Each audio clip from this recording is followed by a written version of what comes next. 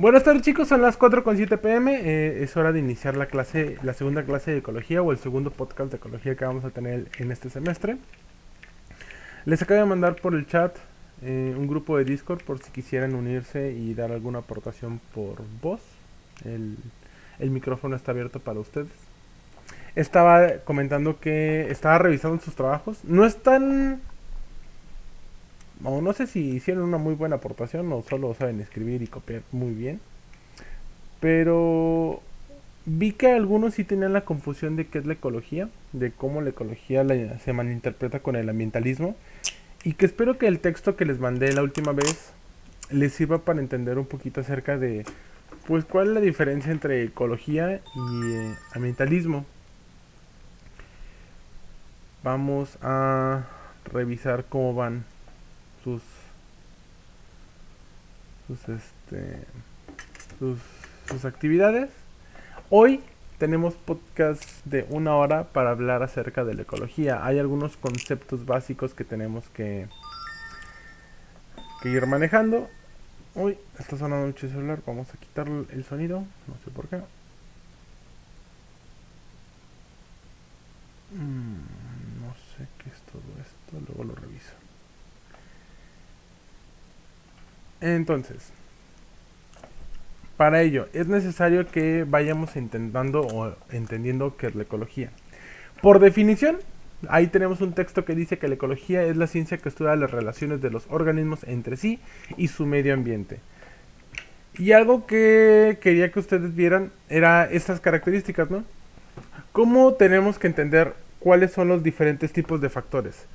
Que están los factores abióticos, factores como luz, calor, agua, eh,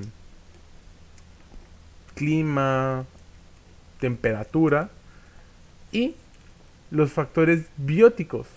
Estos factores bióticos que ya van a ser el organismo tal cual que va a estar interactuando. No, me recuerdo lo primero que podemos ver, un reptil, por ejemplo. ¿Cuál es la diferencia entre un organismo de sangre fría y un organismo de sangre caliente?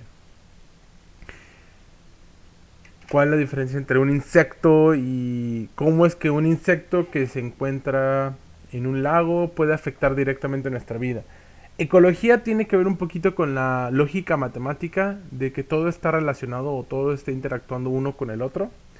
Y si alguna vez han leído un poquito de la teoría del caos o les ha llegado la idea mafufa de la teoría del caos acerca de que el aleteo de una mariposa podría afectar o alterar directamente eh, el futuro cercano de alguien debido al caos que podría generar ese simple aleteo, que una mariposa aletea, mueve un poco de aire, ese aire mueve una hoja, esa hoja cae sobre una hormiga, la hormiga se desvía, y bueno, y una serie de sucesos que van interactuando. La ecología trata de entender todas estas interacciones que existen entre los organismos vivos y todo lo que los rodea, entendiendo como factores abióticos todo lo inorgánico y los bióticos aquellos que son orgánicos. Aquí los factores abióticos van a ser toda la zona material como lo es el agua, la energía, la radiación, y los factores bióticos cada uno de ustedes como individuo. Lo veíamos con los ejemplos de la clase pasada en el que veíamos cómo un ecosistema podía ser visto o un sistema podría haber sido visto como el SETI 58. Y a partir de ahí empezar a revisar cómo el alumno de tercero interactuó con el segundo. Ahorita que están en virtual, las interacciones son aisladas. Estamos en universos aislados. Porque ustedes no están interactuando con primero, con quinto, con sexto. Solo están interactuando con su grupo. En su grupo de WhatsApp, en su grupo de Facebook, en su grupo de Telegram, en su grupo de Messenger. Entonces cada vez hay menos interacciones, pero aún así existen interacciones por pertenecer al mismo universo que sería el 758. Dentro de estas interacciones es importante entender cómo podemos modelar o cómo podemos interpretar estas interacciones. Como el que el profesor de inglés se enoje con los alumnos de tercero genera que cuando vaya con los alumnos de cuarto o con los alumnos de quinto, vaya molesto.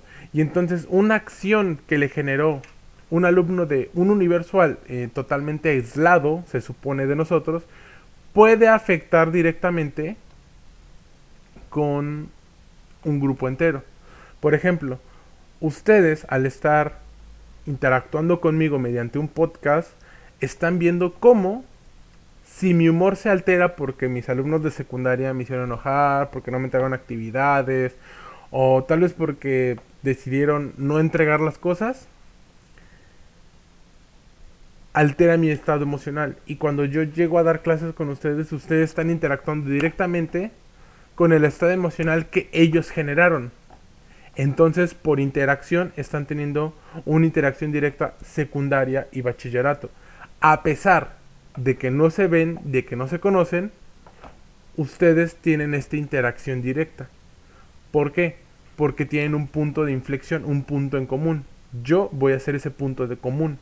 Entonces, si nosotros estuviéramos hablando a nivel ambiente, yo sería el punto de interacción que la ecología estudiaría para entender por qué está pasando o por qué alumnos de colegio iberoamericano interactúan directamente con alumnos de bachillerato sin conocerse siquiera. La ecología empieza a verlo a nivel estadístico.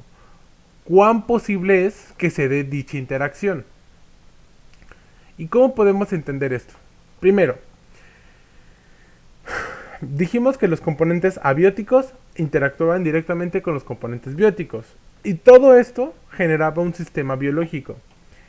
Vámonos a lo más sencillo del mundo. El planeta Tierra está girando alrededor del Sol. El Sol está girando alrededor de otra estrella, de otra galaxia. Entonces, las interacciones que se dan Sol-Tierra son una forma energética. Nosotros somos organismos no fotosintéticos. ¿Qué significa que somos organismos no fotosintéticos? Que nosotros no generamos fotosíntesis, nosotros no nos alimentamos de la energía del sol, pero toda la energía que nosotros tenemos en este momento viene directamente del sol. ¿Y cómo es posible que si nosotros no hacemos fotosíntesis, sí nos estamos alimentando del sol? Porque siempre te dicen, es que los humanos no podemos hacer fotosíntesis, no podemos ir al sol y dejar que nos alimentemos. Pero las plantas sí. Las plantas capturan mediante la clorofila los fotones de luz. Estos fotones de luz, a través de una cadena de fosforilación, pasan a ser glucosa, y a partir de CO2, oxígeno y fotones obtenemos glucosa. Glucosa que pasa a el mosquito, que tal vez nos va a picar en 3 horas, porque el mosquito macho consume savia. Ese mosquito hace que se lo coma un pez. Las larvas del mosquito que generaron se los comen por un pez. El pez empieza a ingresar esos nutrientes, esos carbohidratos a su cuerpo. Ese pez es ingerido por otro pez aún más grande. Y al final llega el humano con la capacidad de cazar, en donde toma el pez, y una vez que el pez fue tomado, ¡oh sorpresa!, nosotros de nuevo estamos obteniendo energía que originalmente venía del sol. Entonces, la gran cantidad de energía que existe en el sol que llega a la Tierra es muy pequeña, la que nosotros podemos alcanzar a ocupar. Esto es otra interacción que podemos ver a través de cómo la materia se vuelve energía o la energía se vuelve materia a través de un sistema biológico. Estos sistemas biológicos son porque existen los niveles de organización. Cadena alimenticia, lo que dice... A ver, ¿qué me dicen aquí?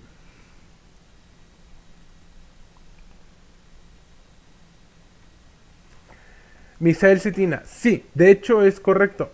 No se le llama cadena alimenticia debido a que una cadena, si nosotros, por ejemplo, tengo la cadena que traigo colgando, si yo le rompo un eslabón, la cadena se vuelve inútil.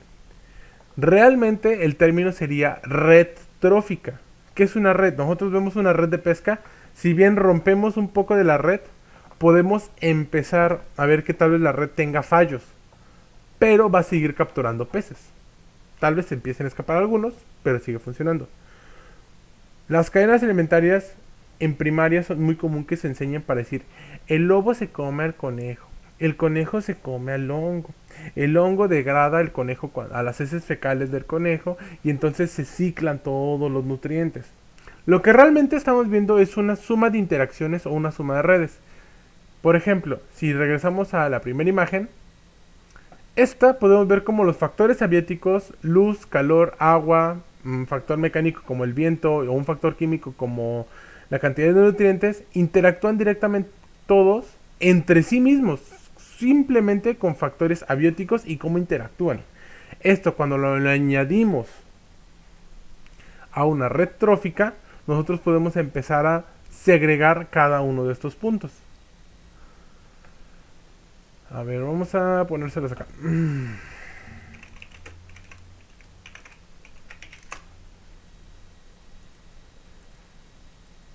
Realmente una...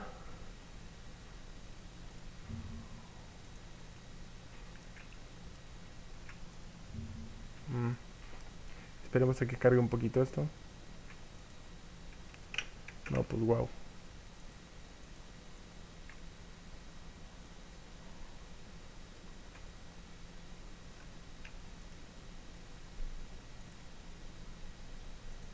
Bueno, sabiendo que la pueden ver.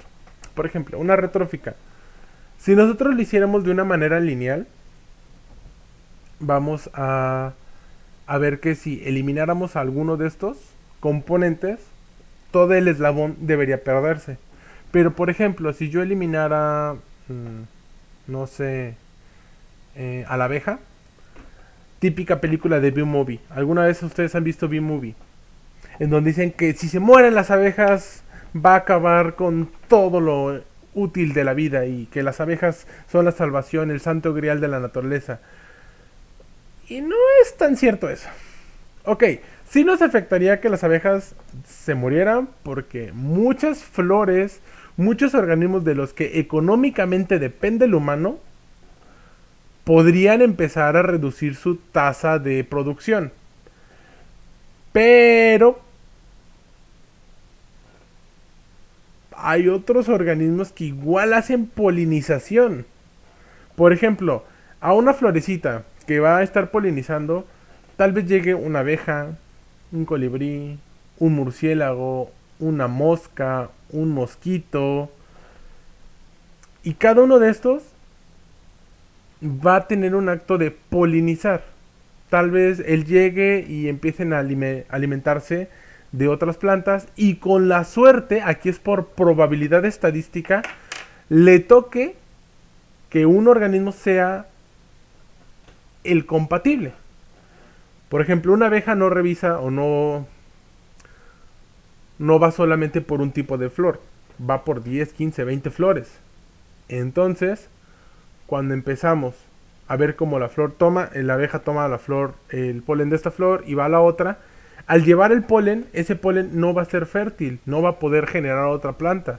Necesita que sea otro polen de la misma planta, o bueno, de la misma especie.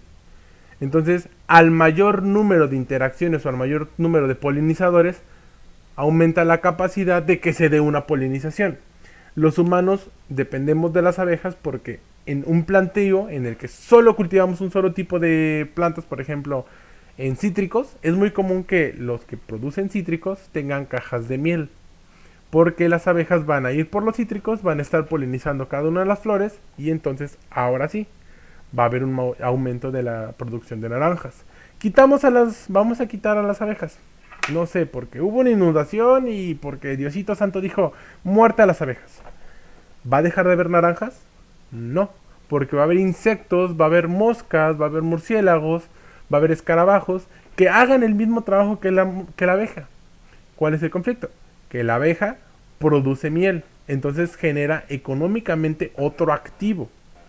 Aquí en ecología, o lo que nosotros tratamos de entender, es que si nosotros comprendemos cómo funcionan estas interacciones, podemos generar ingresos, podemos generar dinero.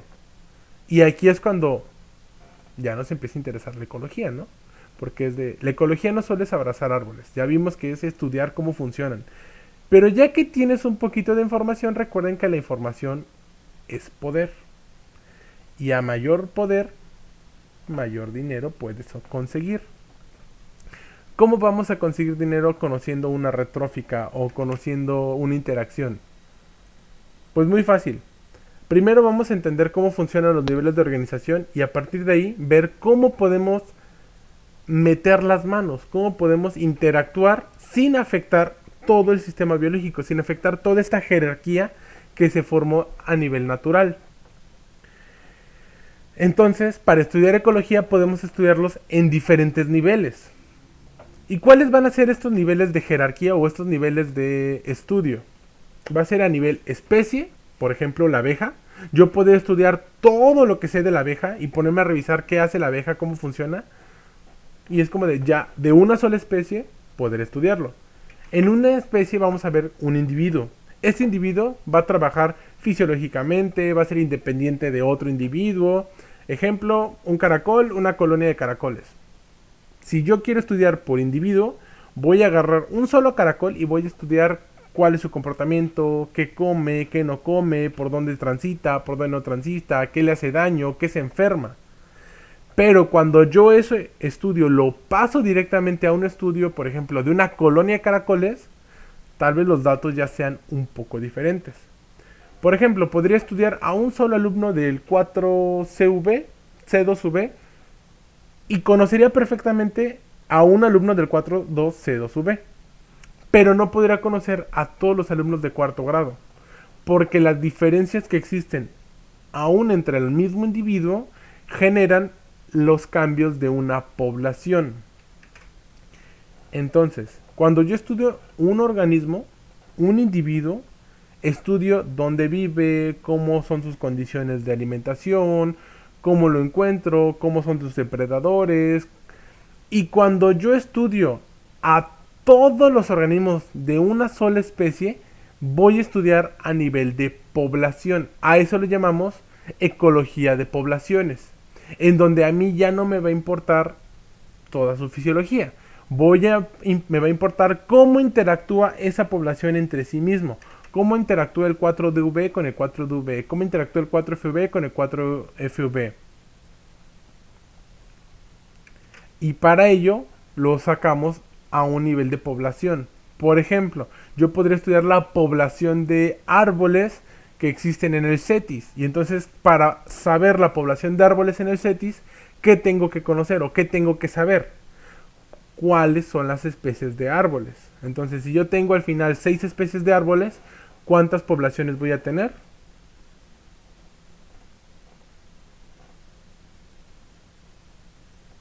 Pues al final voy a tener 4 poblaciones de árboles.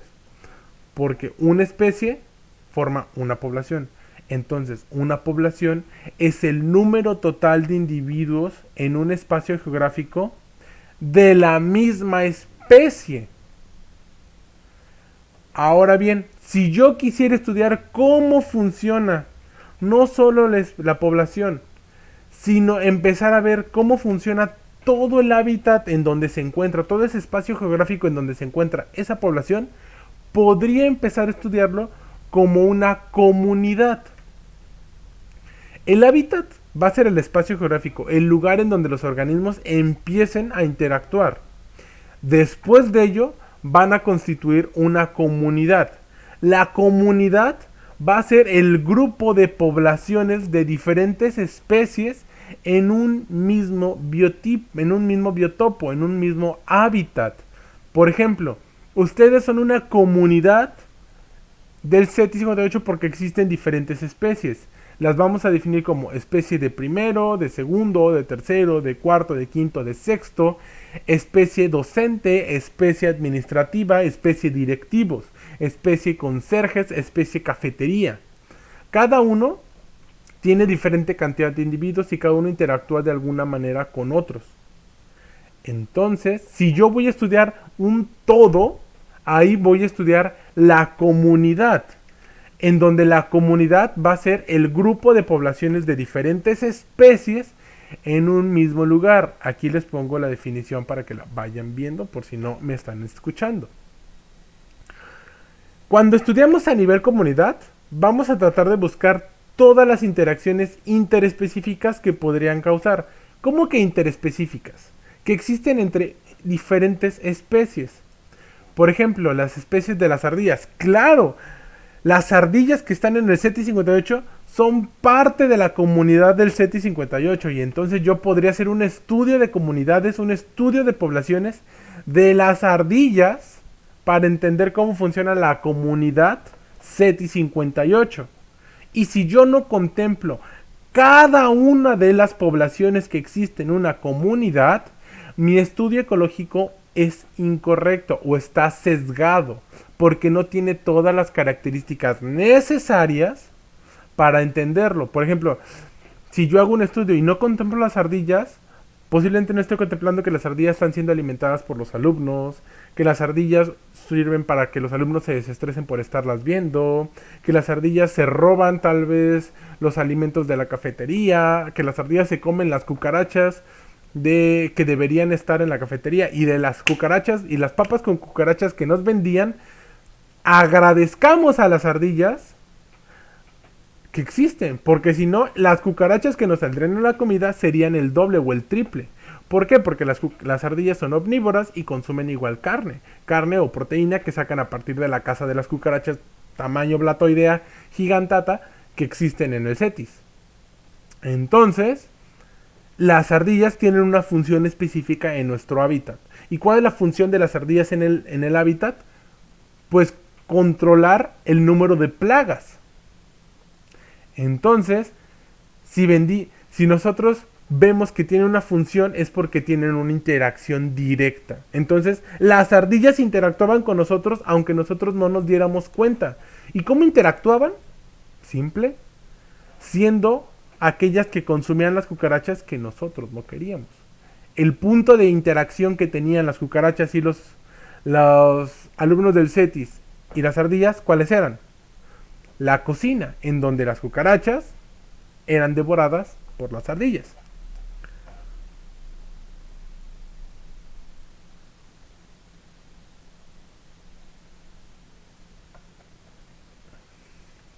A ver, ese respeto que se tengan en el chat, por favor. Una vez que entendemos cómo esta comunidad interactúa ya a nivel poblacional, cómo las ardillas interactúan con los alumnos interactúan con los profes interactúan con la cafetería, los profes interactúan con las ardillas, los directivos interactúan con los de intendencia interactúa con los alumnos, hay que darles una jerarquía. Hay que ver que algunos tenían más poder que otros, algunos tenían mayor calidad, algunos tienen mayor poder que otros. Aquí es donde se empiezan a formar estos niveles jerárquicos que empiezan a delimitar cómo se autocontrola un ecosistema. A nivel ecología, los ecosistemas tienen una autorregulación. ¿Y cuál es la autorregulación? Pues muy sencilla. La jerarquía de predador y consumidor. ¿Quiénes son los productores? ¿Quiénes son los consumidores? ¿Y quiénes son los depredadores? Por ejemplo, en el mismo ejemplo del CETI 58, ¿quién sería el productor primario? Lo base, el punto más bajo que existe en nuestra comunidad. Si tenemos intendentes, tenemos estudiantes, tenemos ardillas, tenemos cafetería, tenemos profesores, administrativos y directivos. ¿Quién sería la tasa de producción? Los productores, los que están entrando y generando la mayor importancia, serían los alumnos. Si bien son los que podrían decir que sufren más, los alumnos son los que producen que la comunidad entera, que el ecosistema completo CETI 58 funcione. Sin ellos, las ardillas no podrían ir a comer porque no existiría la cafetería. Si no existiera la cafetería, no habría cucarachas. Si no hubiera alumnos, no habría maestros. Si no habría maestros, no tendríamos necesidad de tener un directivo, ni un administrativo. Entonces, la producción, la parte de productores en el CETI 58, ¿quiénes van a ser? Los alumnos del CETI 58. ¿Quiénes van a ser los consumidores? ¿Quiénes van a consumir esto que están produciendo los alumnos? Consumidores primarios. Tal vez vamos a hablar que sean los profesores. La primera interacción que existe productor con un consumidor. El primer punto de interacción, los profesores. Los profesores interactúan directamente con los alumnos. Después, los administrativos. ¿Por qué? Porque sin los administrativos el alumno no se puede inscribir y el profesor no puede dar su clase. ¿Quiénes van a ser los depredadores? El punto máximo, el que controle la población. Pues van a ser ¿qué? Los directivos. Ellos van a decidir si el profesor continúa dando clases o no, si el alumno sigue inscrito o no. Entonces empezamos a darle un orden de jerarquía, de importancia o de poder. Aquí, ¿qué función tendrían las ardillas, las cucarachas? Serían descomponedores. Estos descomponedores, ¿qué función van a tener? Pues reciclar los desechos de los propios productores, que no deberían tener tantos, y los consumidores primarios. Aquí, todo lo que sale de la cafetería van a ser las ardillas, las cucarachas, las aves, las que se encarguen de reciclar la energía y poder generar que de repente el profesor se ponga a reír cada que ve como una ardilla está peleándose con otra ardilla por una cucaracha. Estos descomponedores se van a encargar de reciclar todos los nutrientes, toda la energía dentro de nuestro sistema.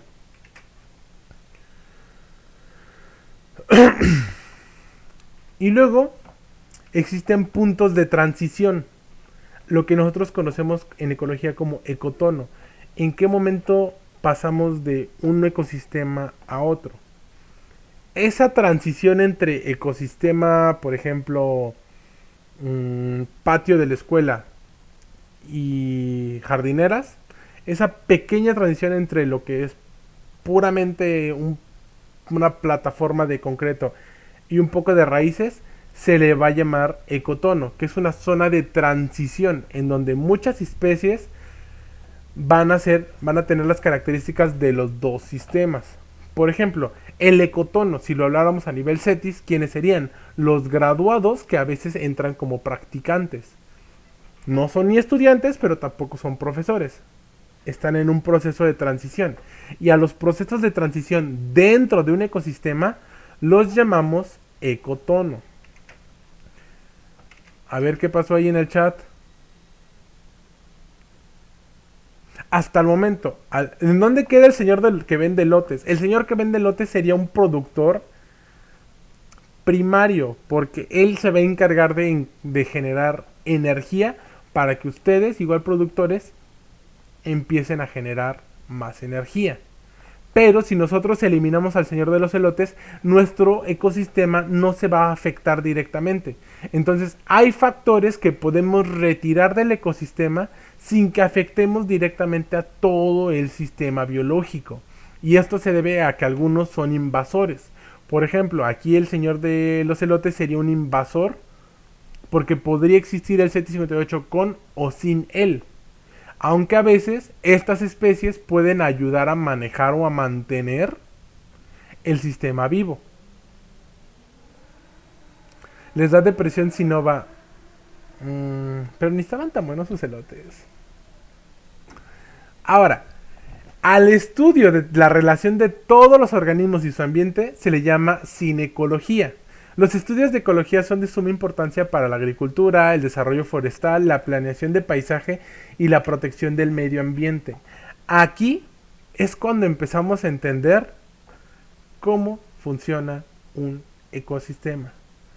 ¿Por qué quiero que ustedes entiendan estas interacciones? ¿Por qué quiero que ustedes entiendan estos conceptos?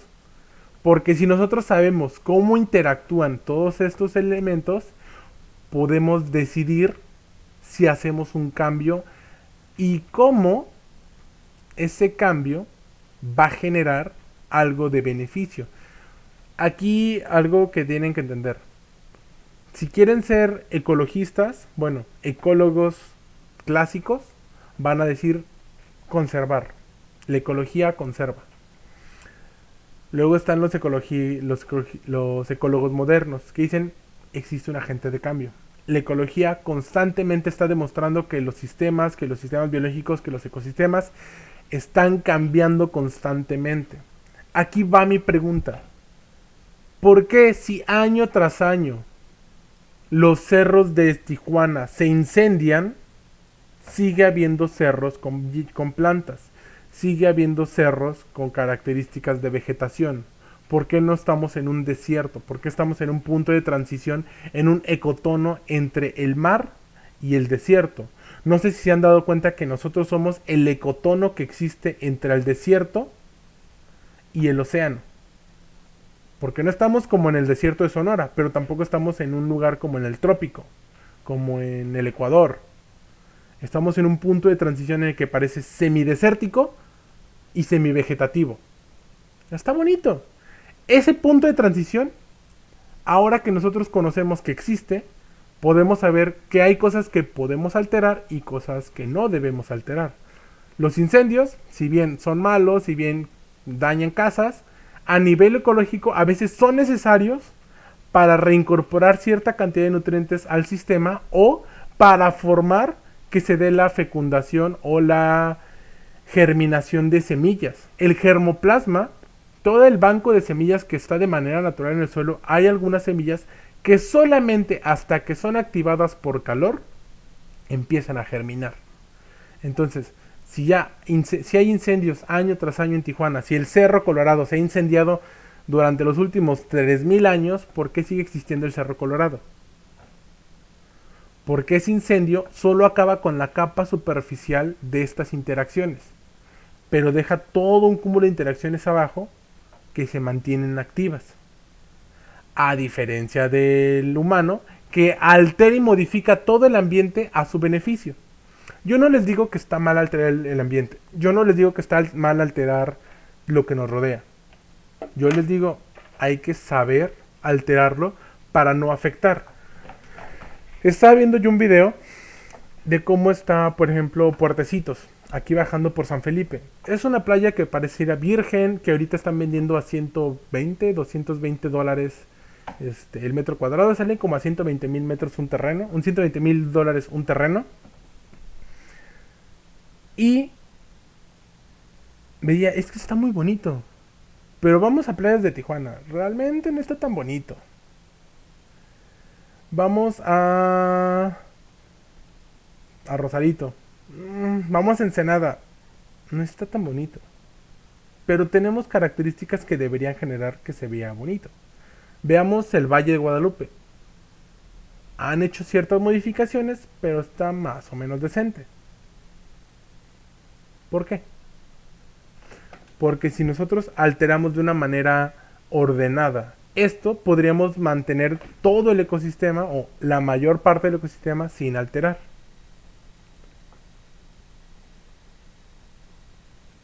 Entonces Villa del Campo está más seca que el Sahara. No sé, si hay vegetación es más que suficiente. Si no hubiera vegetación en la zona de Tijuana, no habría lluvias. Porque las plantas tienen una función biológica y no solo es la de enraizar, no solo es la de generar oxígeno, CO2, sino también es la de capturar humedad. Si nosotros elimináramos todas las plantas de una zona, de una región geográfica, podríamos ver cómo en esa región geográfica posiblemente deje de llover. Porque las plantas no van a estar generando humedad suficiente para empezar a bajar. Entonces, ahí lo que me dices de que San Pedro Mártir está bonito, eso es porque son las zonas de transición entre el Pacífico y los nutrientes que llegan del desierto. Los desiertos, muchos dicen es que son desolados, están feos, no hay nada. Pero un desierto está rico y está lleno de nutrientes. Porque posiblemente un desierto originalmente estaba bajo el océano. Y durante los movimientos y los cambios que ha tenido la Tierra, todo eso sube. Y cuando llueve y cuando sube, puede empezar a dejar todo el sedimento y todos los nutrientes que había en ese océano. No llueve por el vapor del mar.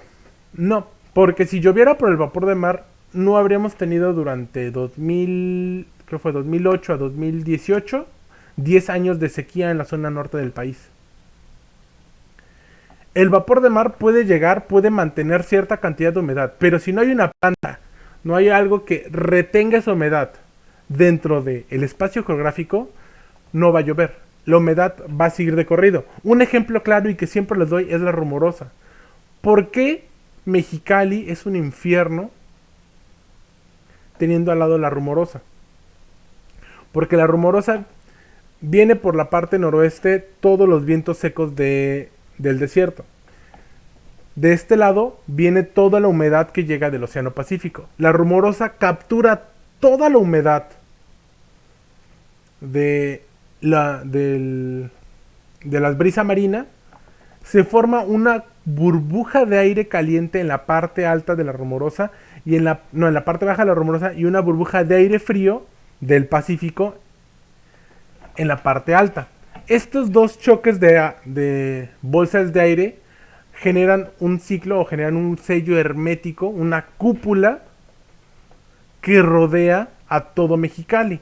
Luego Mexicali, por más calor que haya, genera mucha contaminación. Ese CO2, ese gas, sube como gas de efecto invernadero y queda atrapado en esa pequeña burbuja, en ese pequeño domo de las dos corrientes de aire que se encuentran chocando, lo que genera que se caliente. Eleva el calor, el frío baja directamente, y ese cambio de temperatura tan brusco genera que la humedad se retenga aún más en la Rumorosa. Y entonces, ¿qué va a pasar? Mientras más humedad llegue a la Rumorosa, más calor se va a poner en la zona de Mexicali.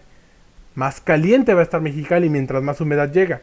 ¿Qué debo hacer para que Mexicali empiece a generar que esa humedad no quede en la parte alta y baje? Necesitaríamos hacer una plantación extrema de árboles, una plantación extrema de vegetación en la zona alrededor a Mexicali. ¿Para qué? Para que esa humedad sea empezada a absorber por la parte de la vegetación y entonces se rompa esa pequeña burbuja que ya encapsula herméticamente a Mexicali. La única razón para que Mexicali se pueda enfriar sería alterando el ecosistema, todo el sistema biológico que ya existe, y rompiendo esa pequeña burbuja hermética de dos fuentes de aire que vienen. Ahora, ¿cuál es el conflicto? Si nosotros le quitamos o le damos esa humedad a Mexicali, la Rumorosa va a empezar a perder humedad. Y entonces vamos a ver que ya Mexicali se va a enfriar, pero la Rumorosa posiblemente ya no neve, porque va a empezar a aumentar la temperatura. Y entonces va a cambiar todo el ecosistema de la Rumorosa solamente por querer hacer que Mexicali no haga tanto calor. Dicen, porque dicen chilo en lugar de chido. Eso no me interesa.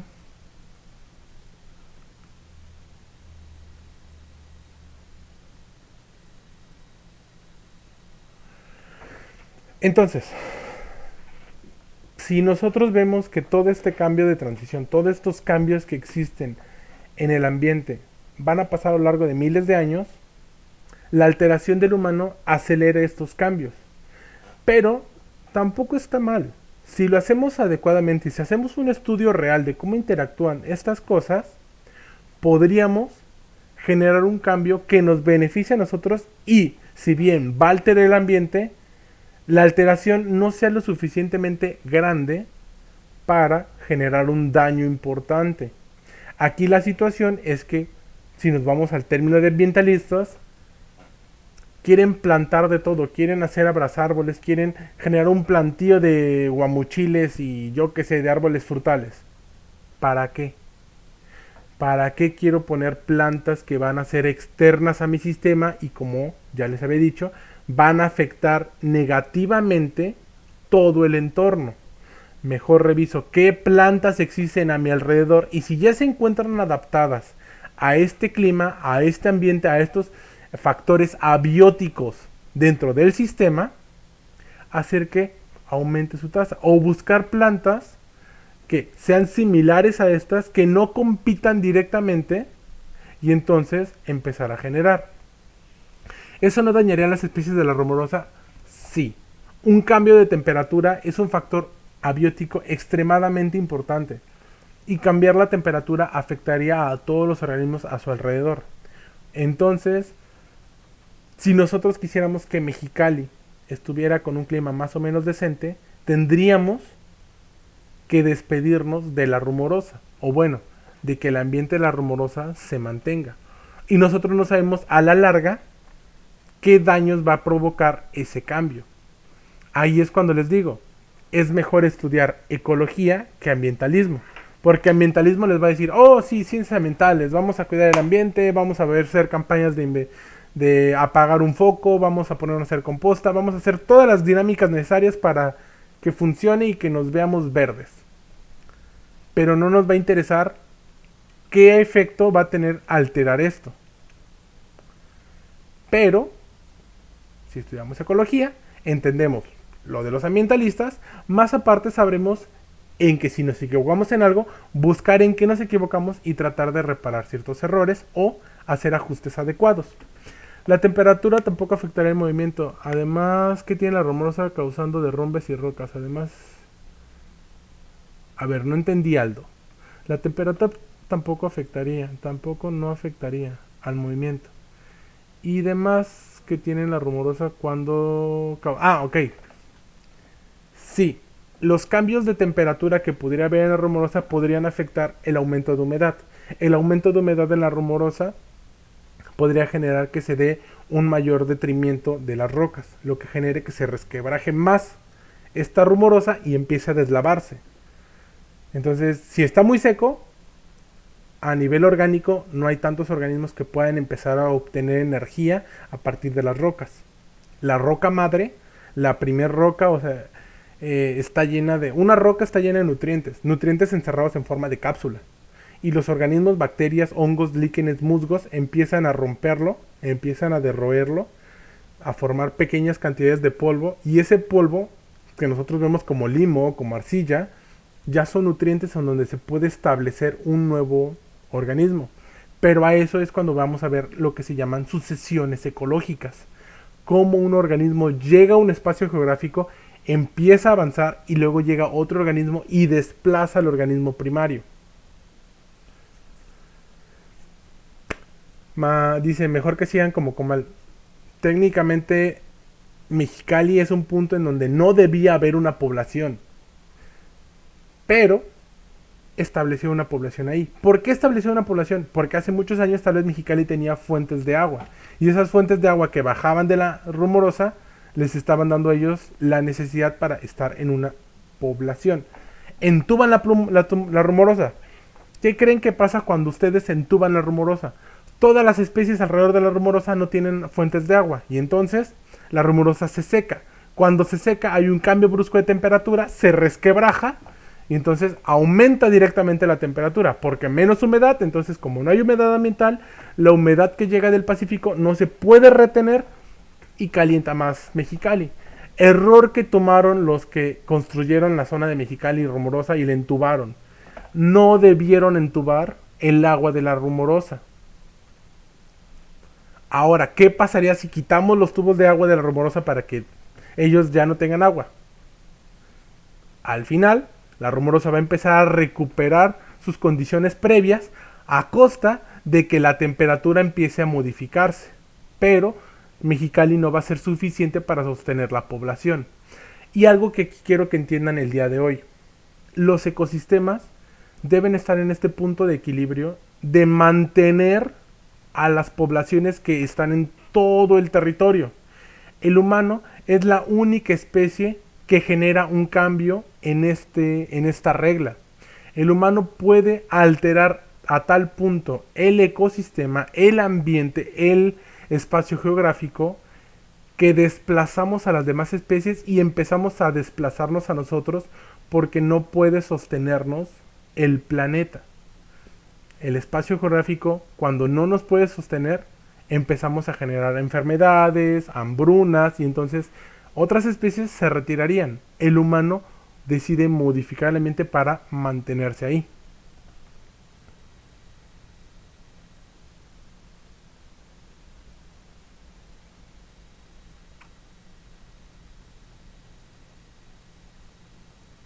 Por ejemplo, están hablando de México, Ciudad de México. Sí, igual ese es otro efecto de que secamos un lago para poder asentarnos. Los humanos no somos muy inteligentes que digamos. Entonces, A nivel ecológico tenemos este tipo de conceptos.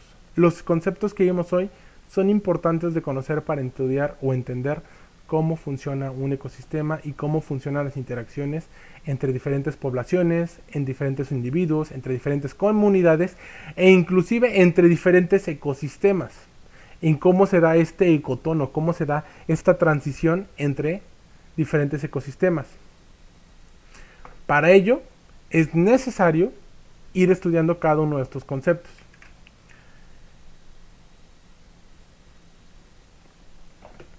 Por último, para terminar, vamos a hablar de que un ecosistema ya va a ser el sistema biológico en el que esté formado por bioma, por población, por comunidad, por individuo, por espacio geográfico, por condiciones climáticas y por el tiempo. Aquí es importante, es necesario saber en qué tiempo estamos hablando, y por decir tiempo estoy hablando de años, días, meses, horas, segundos, siglos, eones, porque vamos a estudiar un ecosistema conforme al tiempo. No es lo mismo estudiar un ecosistema en verano que un ecosistema en diciembre, un ecosistema hace 20 años, que hace 40, que hace 50, que hace 100 años.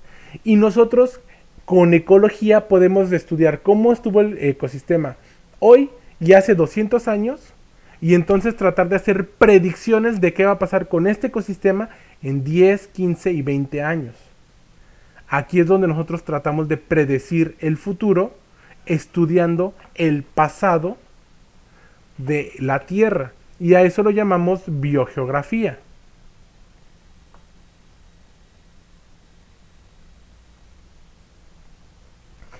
¿Alguna duda de lo que estuvimos viendo el día de hoy?